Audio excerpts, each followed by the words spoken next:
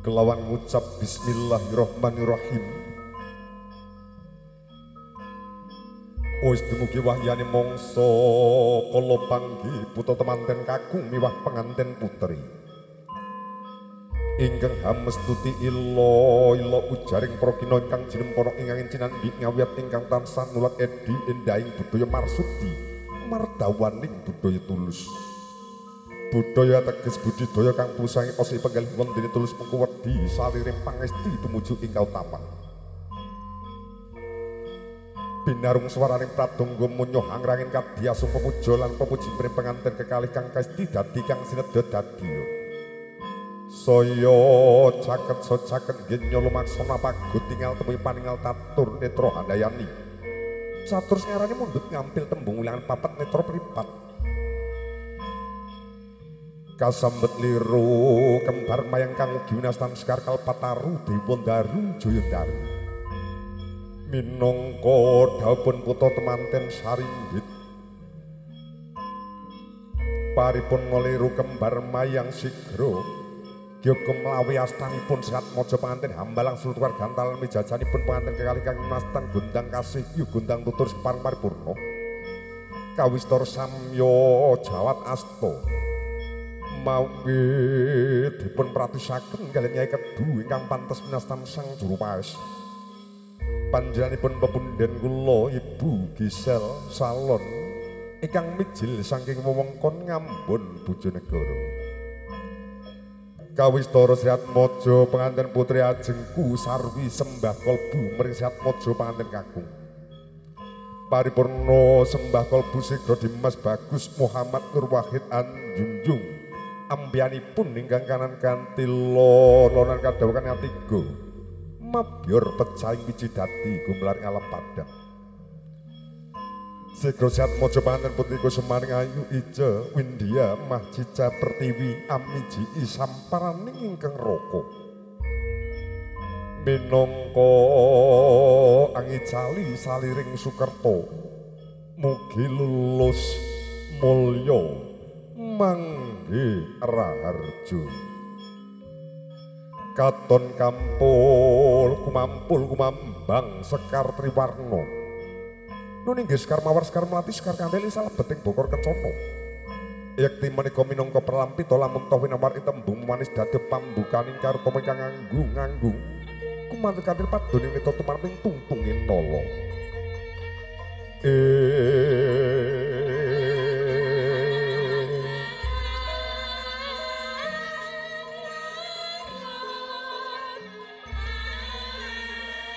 Wis kepareng tinanting dening Sriat Mojo panganten kakung jajar sandingan junjung derajat wis kepareng padha.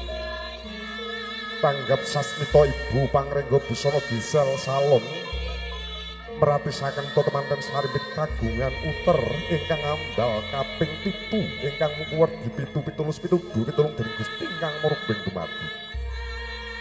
Ewondene uter kang dumadi saking janur sinulam sodo ingkang mengkuwerdi jan ateges sayekti nur ingkang ateges cahyaning Gusti ya cahyaning Hyang Suksma pangajaping sedya putra temanten Sarimbit tansah nuhuni cahyaning Hyang Suksma manggih kawilujengan manggih katentreman pados sandang lan kelawan tangan tansah dipun gampilaken sak lumahe bumi ya sak mengkureping langit manunggal ing cipta rasa miwah karyane temu ing raos pinangsulan ing raos tresna ingkang suci bakal handayani nganti tumekaning belahan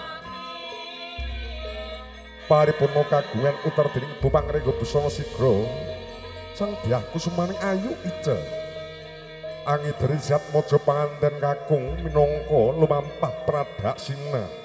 Lampah pradaksina menika lampahipun sang widodari ingkang angejawantah tumurun ngarca padha. Bini Sriat Mojo panganten putri minangka priyantun wanita kedah ngabekti mring priyantun kakung ya garwa. Minangka priyantun kakung dados punjeripun Bali Wisma ya dados pangarsanipun Bali Wisma. kadya ari jalu kawamuna alane sakwis kapareng paripurna jajar sandingan tansah kanasta datan genggang sarikma pinara saeka renggang gula kemipur pulut tanggap sasmita ibu pangrengga busana gisel salon mratisaken pepundhen kusumaning ayu bapa jaiman kelawan ibu yati ingkang arsa nyindur putra manten sarindit sindur ingkang wani rekta mewasita pengajaping sedya tinuntun ing reh papayaning kautaman pinang ya ing budi rahayu minambar tresna rasa tepa sembada lan kumawulu wani marang bebener ajri marang kaduragan lan kanistan kene ayo yentir anakku sakloro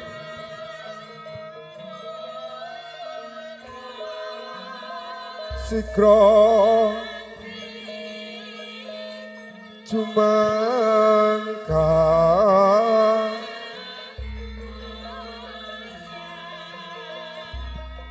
Sikro Jumangka ping sasana mulya sasana pangajap nadan lon-lonen anggenya nuntun ingkang bener manten kekalih bapa Jaiman kelawan Ibu Yati datan gongsi kendhat anggenya nyuwun dumateng Gusti ingkang murbing dumadi nggih anakku sakloron mugi ana duwe rasa sumeleh nengenaken kasabaran pindane gulu pengawan weteng segara kang apa sakarina datan sari kalamun cinatet datan bombong kalameng kalembono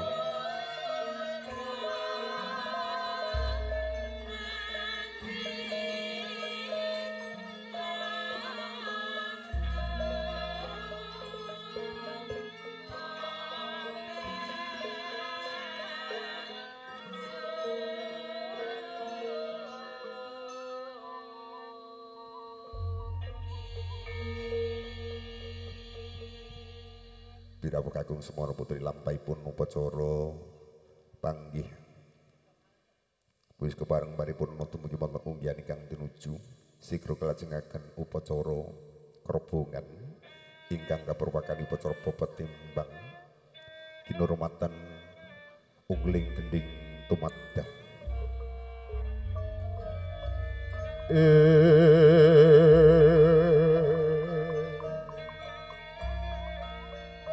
upacara bobot timbang ngemu pasemon boten badhe benten-benteraken antawisipun putra mantu lan putra piyambak. Putra manten kekalih karengku kados dene putranipun piyambak penganten kakung Kapangku Jengku sekanan wonten penganten putri Kapangku Jengku singiring. Pakne tak atur nimbang putramu sakloron sajabet nitopane. Ya bune saka pangrasaku bobot eko wis timbang. Mugi bobot kang wis timbang iki bisa temu sing ati Pakne. Ya timbang tresna tresnanipun ton manten sakloron. Wiwit bumi lupa nganti tumekaning belahan wis kepareng paripurna. Ngadepi putra manten kekalih. Astanipun ingkang Rama dipun tepangaken wonten pamidhanipun satmaja penganten dipun lenggahake. Bismillahirrahmanirrahim.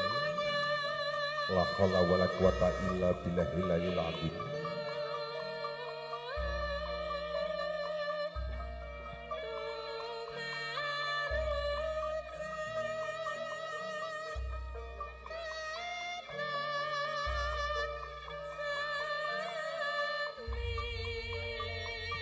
Para rawuh kakung Semana putri sigra kalajengaken upacara kacar kucur guna kaya tampa kaya.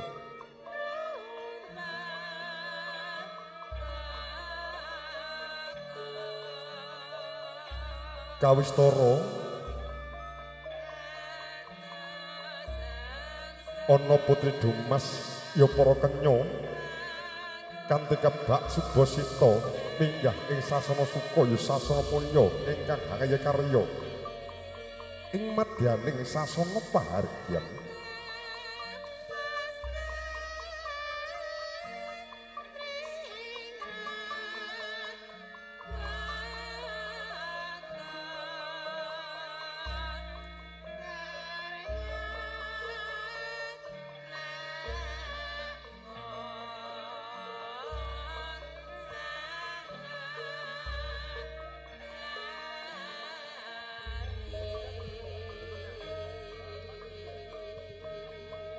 kacar kucur tuna satap bathi sanak dhisik wong liya saiki sadulur dituangkan pelan-pelan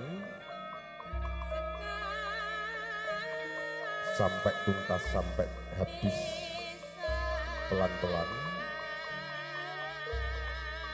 kacar kucur tuna satap bathi sanak dhisik wong liya saiki sadulur maka lancar rezekine mancur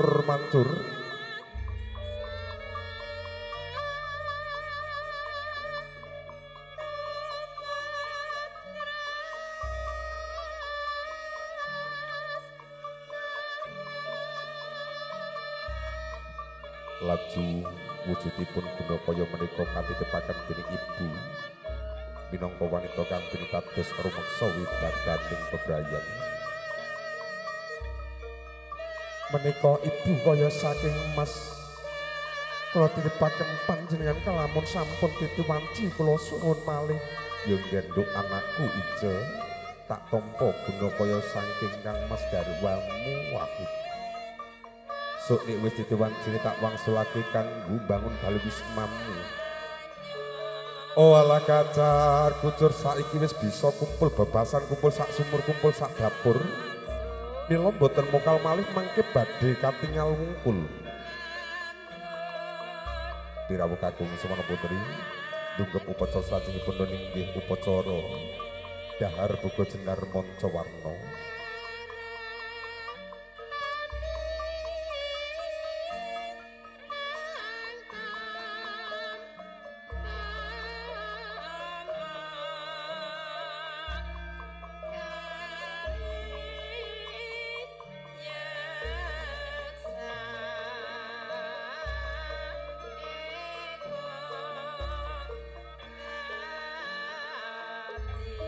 Dahar buka jenar manca warna bogo sego manca warna sing ngarani pinayungan songsong roning pisang raja ingkang mengku pralam pita pikulipun makarti menika dedek rejeki ingkang sing larsange paugraning agami katitik samya dulang tinulang bilih badhe tansah sinisian berikutnya Mas Wahid yang pegang piring Mbak Ica yang menyuapi Mas Wahid pegang piring, Mbak Ica yang menyuapi. Mas Wahid yang pegang piring,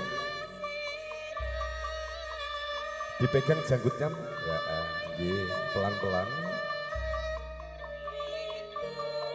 Bergantian Mbak Ica yang pegang piring, Mas Wahid yang menyuapi pegang dagunya.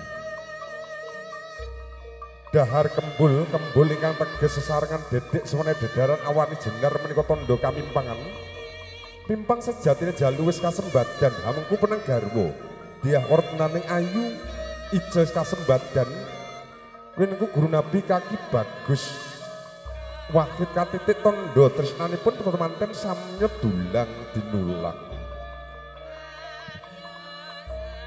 wis kepareng paripurna upacara dahar kembul Sidro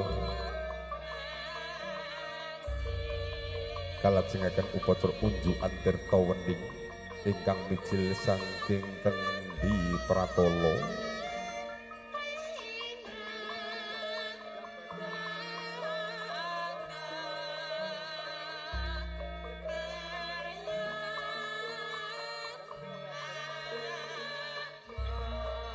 Sigra kalajengaken upacara dahar kembul mus kepareng paripurna pinaringan unjukan tirta wening kang mijil saking Kendi Pratala pengajaping sedya murid sabarang pakaryan ingkang arsa linampan tansah linambaran wening imanah miwah meneping kalbu tematin numraos hayom hayem miwah tentrem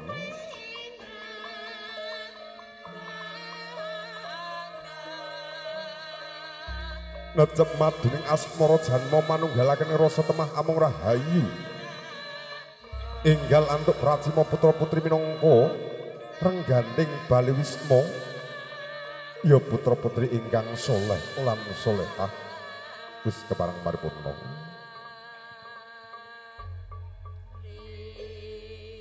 Birawuh kakung Semana Putri bekat lampahipun upacara kerbongan kalajengaken adicara mapak pisan sumangga bapa pisan kepareng nderekaken jumeneng sawetawis jumenengipun bapa pisan manggih kawilujengan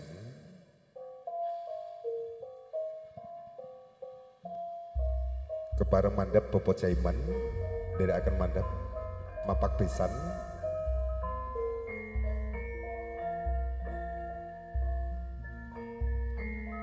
Bapak Jaiman, monggo mandhap saking sasana. Mangke bersalaman sama pisan nggih.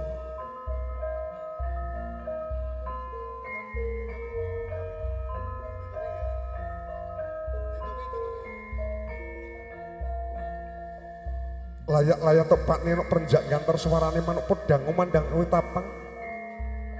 Manuk derkuku manggut-manggut wit duku. Ledala jebul kadang pisan kang temben ramu pakne. Monggo-monggo saling bersalaman.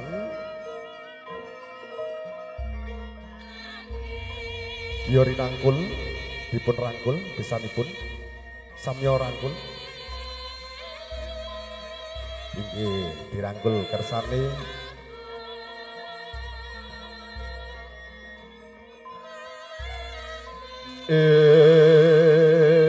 Sampun kepareng lenggah. Mangkono ya sing kandha nampi ginilak rapet lampahipun sang bisan. Kadherekaken lenggah ing sasana ingkang sampun pinanci.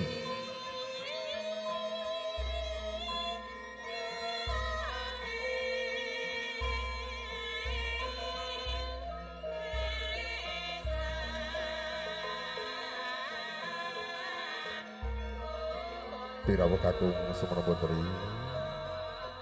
Wis kepareng lenggah wonten sasana ingkang sampun pinanci ingkang putra temanten badhe nyuwun edi pangestu marang Rama Dewi ingkang ibu badhe sungkem marang Rama Dewi ingkang ibu niki pepunden sang bagus ugi pepunden wong ayu.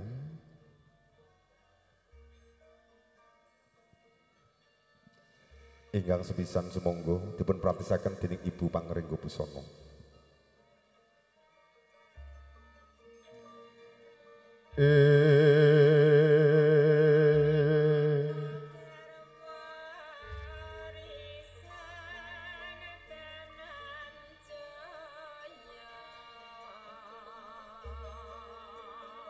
Menapa toh werdining lolos duung utawi keris sak landhep-landhepe keris tasih landhep pangandikane wong tuwa mila suwan humarak wonten ngarsanipun Rama Ibu boten pareng ngadar pusaka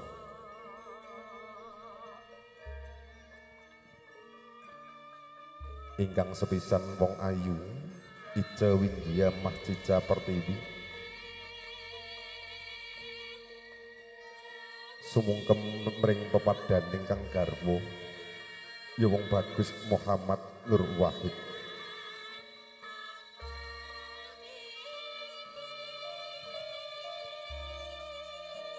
tumungkul amarga konjem ing Bantala dipun tanting Mas tangannya dipun tanting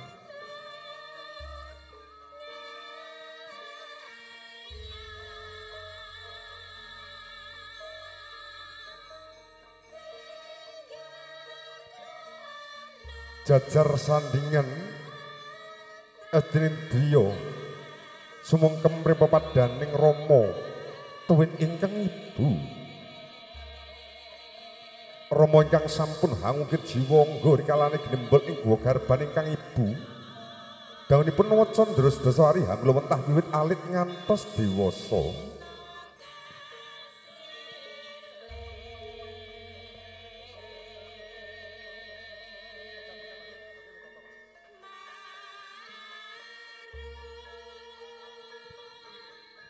pangudas marang Driya kawijin ing pangandika duh Kanjeng Ibu ingkang Ica tresnani saya luput Ica nyuwun pangampunten bilih alit ngantos dewasa pun Ica tansah damel repotipun tiyang sepuh nyuwun tampe berkah pangestu Ibu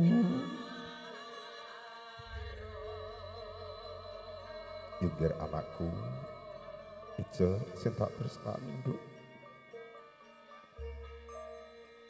wis tak tampa kabeh kandhane pun Rama kelawan ibumu nyadong sing Gusti kang akara jagat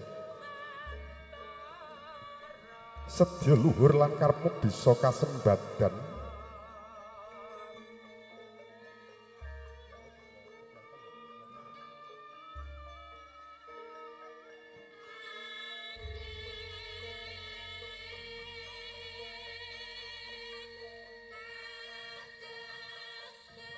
Bapak, duh Kanjeng Bapak ingkang ica tresnani sewu luput ijen nyuwun pangapunten pilih wit alit ngantos dewasa cetan sandam lebot repotipun tiyang sepuh yunggen nduk anakku sing tak tresnani wis tak tompos kabeh kandhani pun Rama kelawan ibumu nyadong sing Gusti kang akara jagat sedya luhur lan karepmu bisa kasembadan.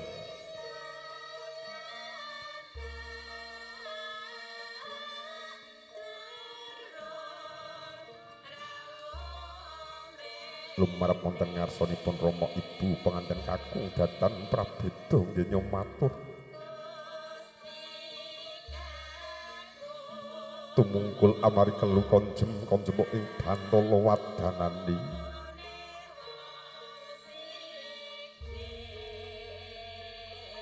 Duh Kanjeng Rama pepunden kula. Kula wahid nyuwun edi pangestu bilih wit alit ngantos dewasa pun wahid tansah ndamel repotipun tiyang sepuh dereng bisa bagian ingkang Rama. Ya nggih anakku wong bagus wahid sing tak tresnani.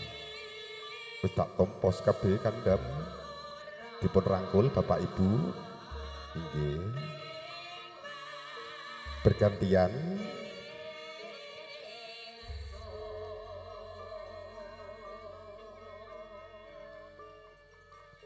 Itbak Kanjeng Rasul jalan Kanjeng Rasul sampun dawuh ridho wirito waliden ridhaning Gusti jalarinane wong tuwa. Sumangga mripapadaning Rama dening ingkang Ibu. Ibu matur nggih panuwun bilih sampun kula wentah kula. Ya nggih anakku wong bagus. Wahid wis tak tompos kabeh kandham. Pun Rama kelawan Ibu nyadong sing Gusti kang akar jagat sedya lan karep bisa kasembadan.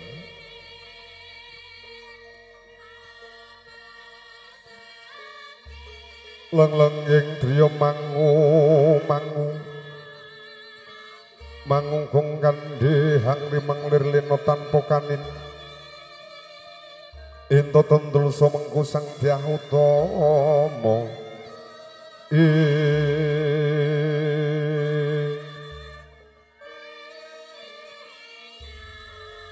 wis kepareng paripurna bali ing sasana sakawit.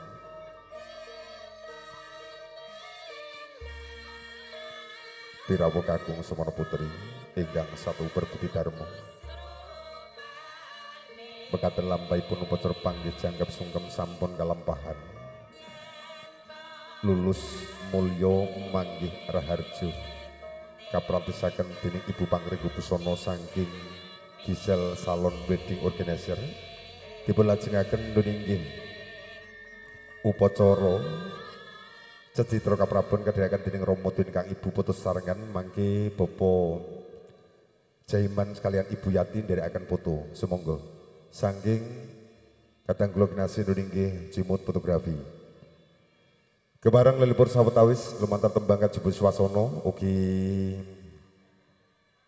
hang rantula sitaning adicara Cecitra menika kebareng sasarengan Nyu Cahaya menika wonten Vida Nirmala monggo.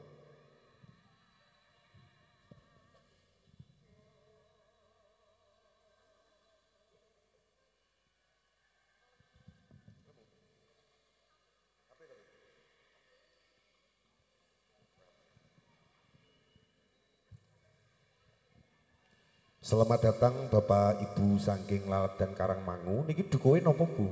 Jenengan kesemek. Semek. Tak kira kesemek. Pampunten tak kenal maka tak sayang nggih. Keluarga saking Semek Karangmangu Wilujeng Rawuh dipun sapa terlebih dahulu monggo. Selamat siang. Assalamualaikum warahmatullahi wabarakatuh. Alhamdulillah, kata sangat nggih Bu nggih. Sumuk nggih Bu nggih. Sami Bu. Setunggal tembang sesarengan Gisel Salon Bida Nurmala SC Semonggo Ni Cahaya.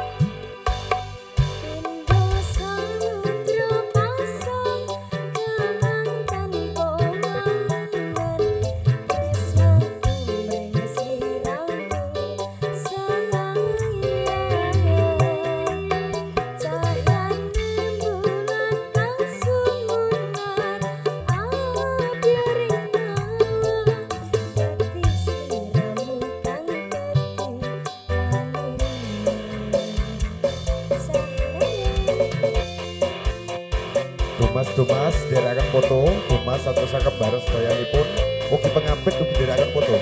Ayo Nduk, ikut serta ke sana. Ayo.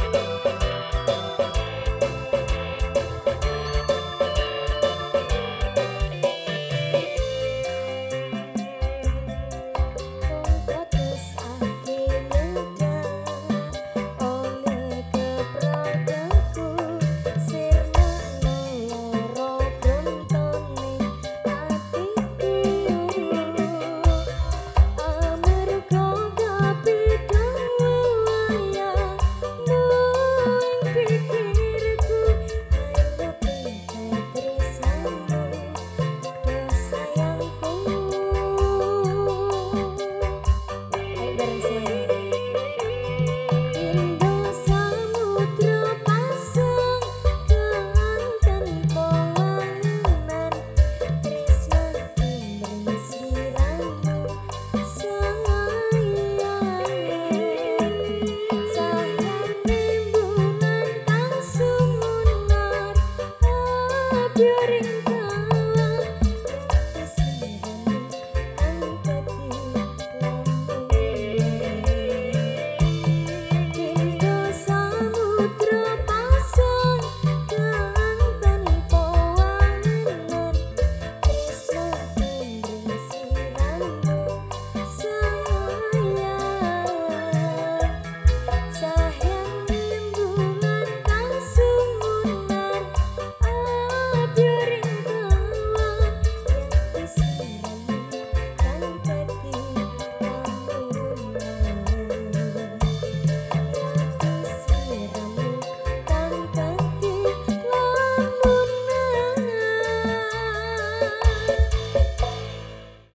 Matur sembah nuwun saking Vida Nurmala ingkang sampun paring tembang-tembang lelipur.